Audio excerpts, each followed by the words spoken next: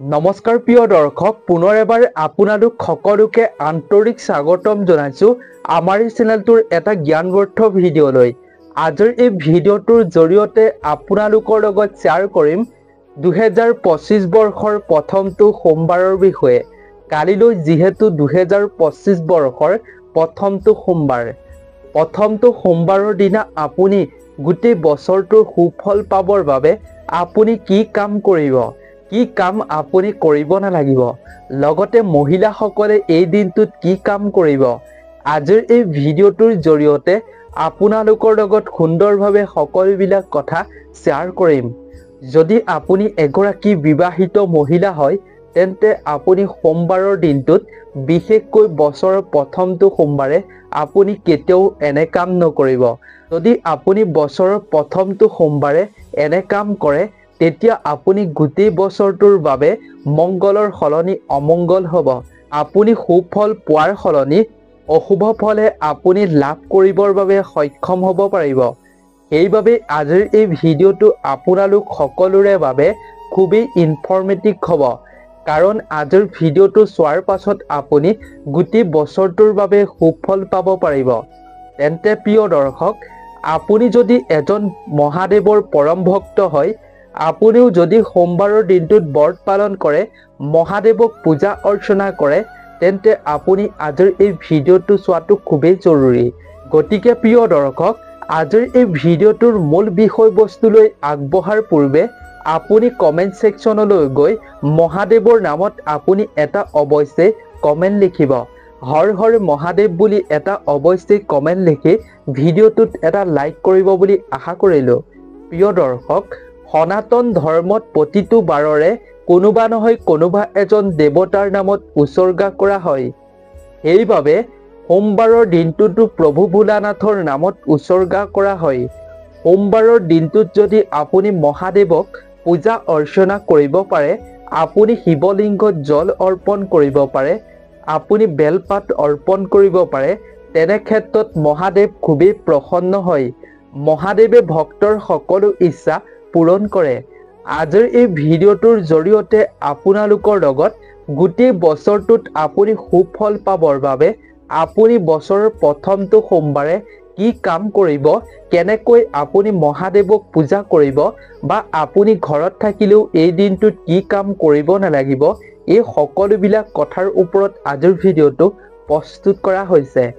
আপুনিও নিশ্চয় জানিবলৈ মন গৈছে কি কাম কৰিলে এই দিনটোত গোটেই বছৰটোত আপুনি সুফল পাব, লগতে যিকোনো কামত যদি আপুনি যায় তেন্তে সেই কামটোত আপুনি কেনেকৈ সফল হ'ব পাৰিব। মহাদেৱৰ আপুনি যদি এজন পৰম ভক্ত হয় তেন্তে মহাদেৱৰ কৃপা দৃষ্টি পাবৰ বাবে আপুনি কি কাম কৰাটো খুবেই জৰুৰী। আপুনি যদি সন্তানৰ সুখ লাভ কৰিব পৰা নাই তেন্তে আপুনি সন্তানৰ সুখ লাভ কৰিবৰ বাবে কি কাম কৰিলে আপুনি সেই সুখ পাবলৈ সক্ষম হ'ব পাৰিব।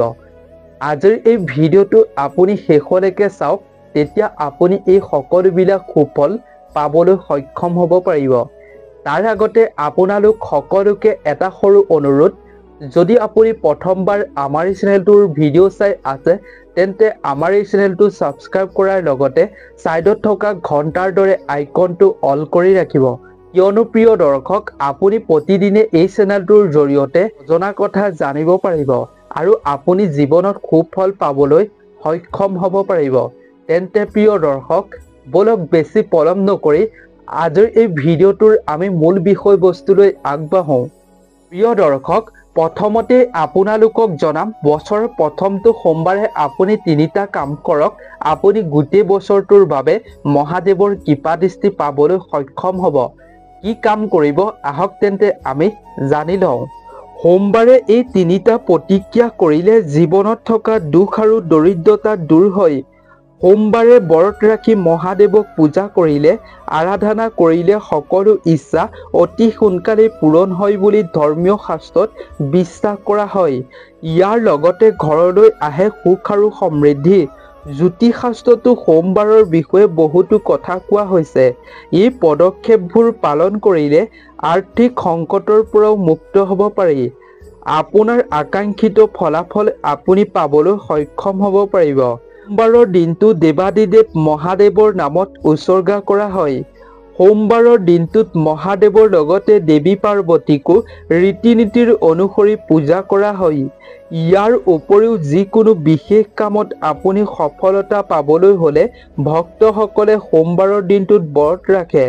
সোমবাৰে ব্ৰত ৰাখি মহাদেৱক পূজা কৰিলে আপুনি বিচৰাৰ ধৰণে সকলো মনোকামনা অতি শীঘ্ৰেই পূৰণ হ'ব বুলি ধৰ্মীয় বিশ্বাস আছে। ঘৰলৈ সুখ আৰু সমৃদ্ধি কঢ়িয়াই আনে। 1 নম্বৰ কামটো হৈছে জীৱনৰ পৰা বাধা দূৰ কৰিবৰ বাবে। যদি আপুনি আপোনাৰ জীৱনত যিকোনো ধৰণৰ সমস্যাৰ মাজেৰে পাৰ হৈ আছে তেন্তে বছৰৰ প্ৰথমটো সোমবাৰে আপুনি এই সমস্যাৰ পৰা মুক্ত পাবলৈ সোমবাৰে ৰীতি নীতিৰ অনুসৰি মহাদেৱক পূজা কৰক। মহাদেৱক পূজা কৰাৰ সময়ত আপুনি ক'লা তিল মিশ্ৰিত পানীৰে অভিষেক কৰক। প্ৰতিটো সোমবাৰে আপুনি এই প্ৰতিক্ৰিয়া কৰিলে জীৱনৰ প্ৰচলিত সকলো সমস্যা দূৰ হৈ পৰিব অতি সোনকালে।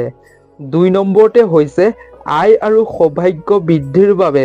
যদি আপুনি আপোনাৰ আৰ্থিক অৱস্থা বেয়াৰ ফালে গৈছে তেন্তে আপুনি এই উপায়টো কৰক সোমবাৰৰ দিনা।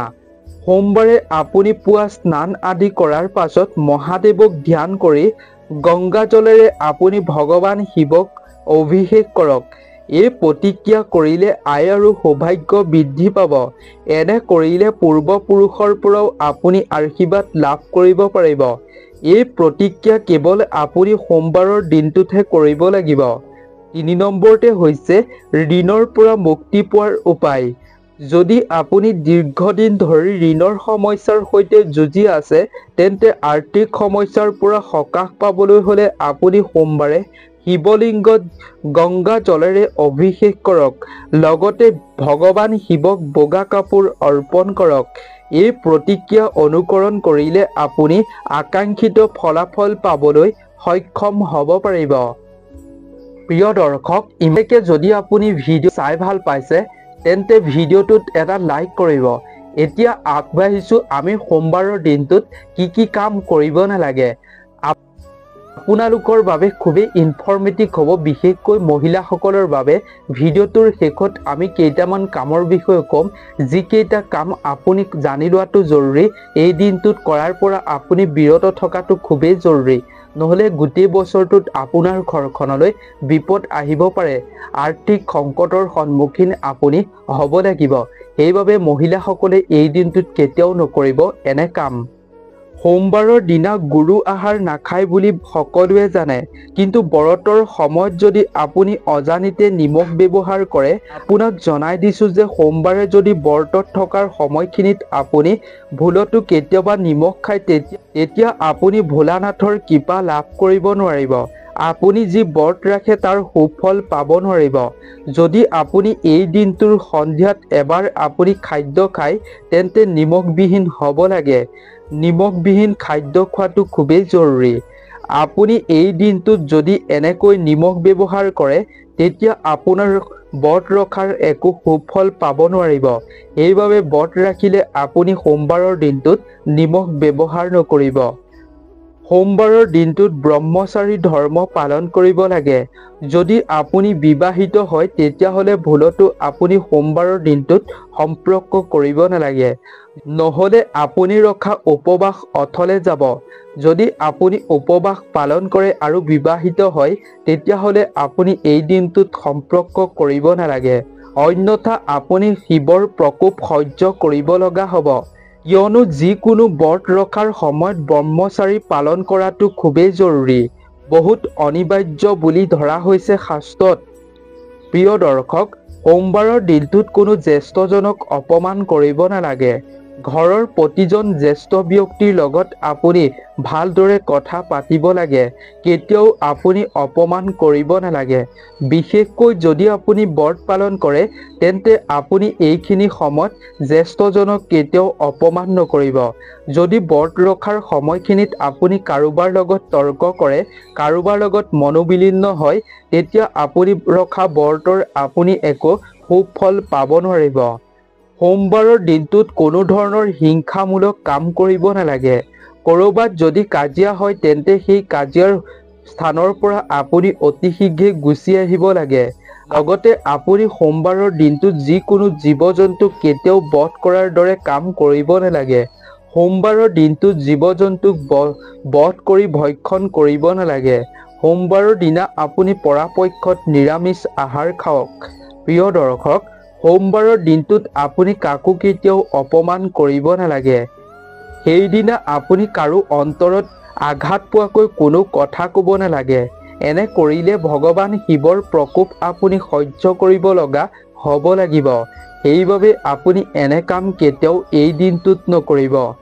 এই দিনটোত আপুনি মানুহক মিছা কোৱা বা নিন্দা কৰাৰ অভ্যাস ত্যাগ কৰক। এই দিনটোত কেতিয়াও এনে কাম নকৰিব।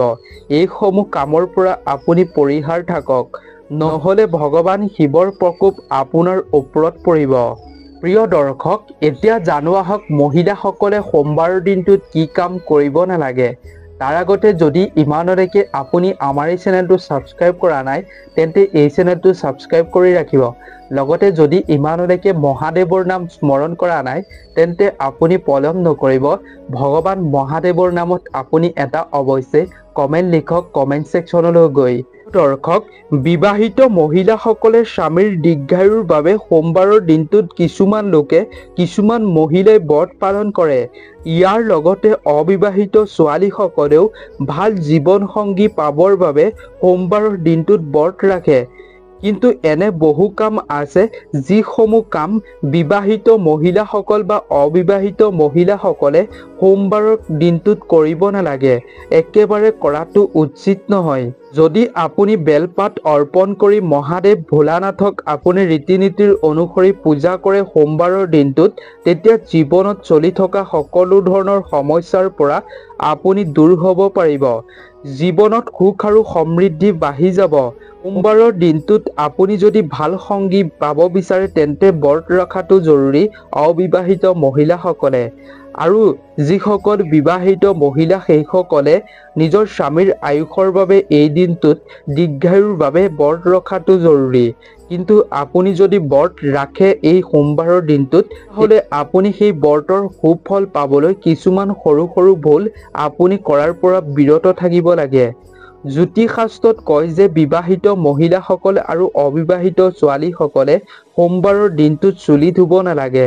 লগতে এই দুটা ৰঙৰ কাপোৰ এই দিনটোত মহিলাসকলে পিন্ধাৰ পৰা বিৰত থাকিব লাগে। ক'লা আৰু আনটো হৈছে নীলা। সম্ভৱ হ'লে মহিলাসকলে সোমবাৰৰ দিনটোত ভোলানাথক পূজা কৰাৰ সময়ত হালধীয়া বা ৰঙা ৰঙৰ কাপোৰ পিন্ধিব লাগে।